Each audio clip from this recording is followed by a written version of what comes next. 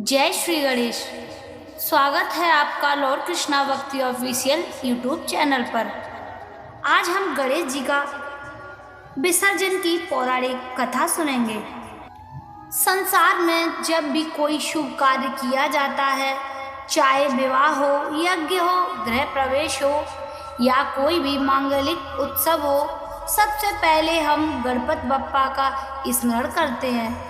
गणपति बप्पा ही विघ्न हरता है, मंगल करता है और बुद्धि प्रदानता है।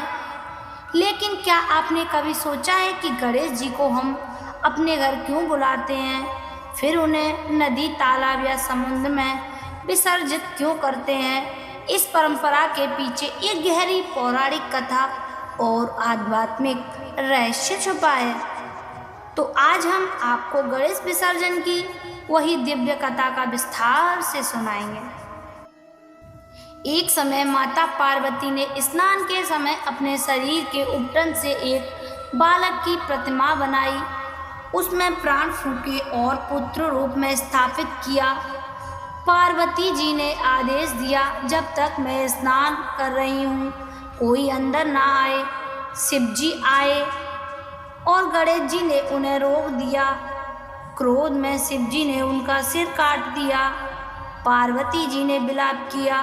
तब सभी देवताओं के आग्रह से शिव जी ने हाथी का मस्तक लाकर गणेश जी को पुनर्जीवित कर दिया।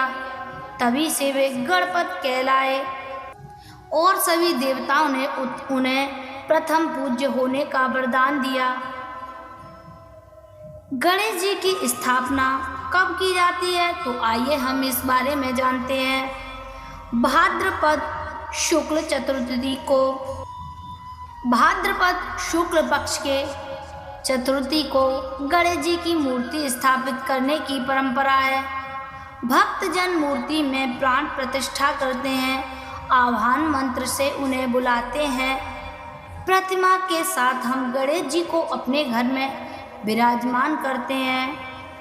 कई दिनों तक उनका पूजन, आरती, भजन और प्रसाद वितरण होता है। इस दौरान घर में मंगल और शांति का वातावरण छाता है।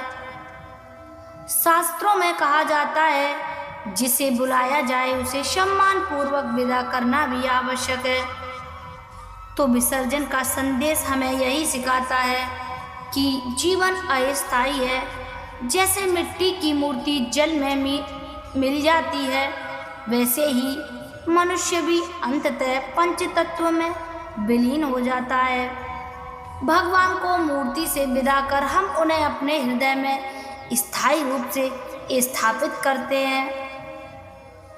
यही कारण है कि अनंत चतुर्दशी या किसी शुभ मुहूर्त पर गणपति विसर्जन किया जाता है। तो राजा भद्र की यह एक पौराणिक कथा है, तो इस कथा का विस्तार हम सुनते हैं। प्राचीन समय में भद्र नामक एक महान राजा था। वह शिव और पार्वती का अनन्य भक्त था। एक बार ऋषियों ने उसे भाद्रपद मास में गणपति पूजन का महत्व बताया। राजा भद्र ने भक्ति भाव से गणपति की मिट्टी की प्रतिमा बनवाई, उसे अपने राजमहल में स्थापित किया और 10 दिन तक विधि विधान से पूजा की। प्रतिदिन भजन कीर्तन होता, नगरवासी एकत्र होकर गणपति बप्पा की आराधना करते। अनंत चतुर्दशी के दिन विसर्जन का समय आया, लेकिन राजा का मन उदास हो गया। उसने कहा, हे विघ्नहर्ता, आपको घर से विदा करने का मेरा मन नहीं करता। आप सदा यही मेरे महल में विराजमान रहें।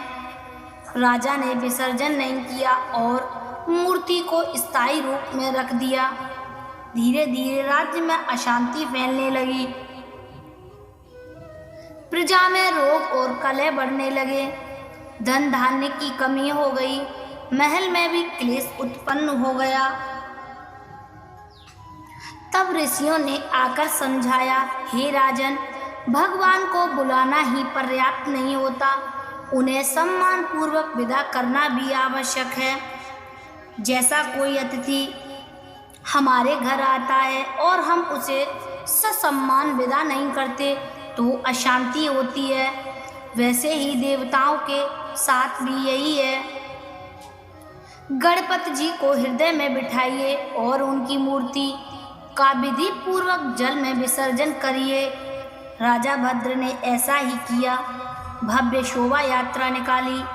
भक्त नृत्य गान करते हुए गणपति बप्पा को नदी किनारे लेकर गए। फूलों और दीपों के बीच गणपति बप्पा मोरया के जयकारे लगे। विसर्जन के बाद राज्य में शांति लौट आई। तभी से गणेश विसर्जन की यह परंपरा चली आ रही है। ऋषियों ने कहा है, विसर्जन हमें सिखाता है कि संसार शाश्वत है। जो आया है वह जाएगा, जो जन्मा है उसे मृत्यु अवश्य प्राप्त होगी, लेकिन मृत्यु अंत नहीं बल्कि ईश्वर में विलीन होने का मार्ग है। विसर्जन का अर्थ यह है कि मूर्ति जल में मिली, लेकिन गणपति हमारे हृदय में विराजमान है। गणेश विसर्जन त्याग, विनम्रता और वैराग्य का प्रतीक है। यह हमें लोभ मोह से मुक्त होने की शिक्षा देता है। मूर्ति तो मिट्टी की है, पर गणपति बप्पा भक्ति और कृपा सदा हमारे साथ करते हैं। तो भाई और बहनों, गणेश विसर्जन केवल धार्मिक अनुष्ठान नहीं, बल्कि यह जीवन का गूढ़ रहस्य है। जैसे नदी में प्रवाहित होकर मूर्ति ईश्वर में मिलती है, वैसे ही हमें भी अपने जीवन को प्रभु चरणों में समर्पित करना चाहिए। आइए हम सब मिलकर श्रद्धा से कहते हैं, गणपति बप्पा मोरया, अगले बरस तू जल्दी आ। इसी भावना के साथ आज की कथा यहीं समाप्त होती है। अगर यह कथा आपको पसंद आई हो तो लॉर्ड कृष्णा भक्ति ऑफिशियल चैनल को लाइक करें, शेयर करें और सब्सक्राइब अवश्य करें। जय श्री गणेश, जय श्री हरि।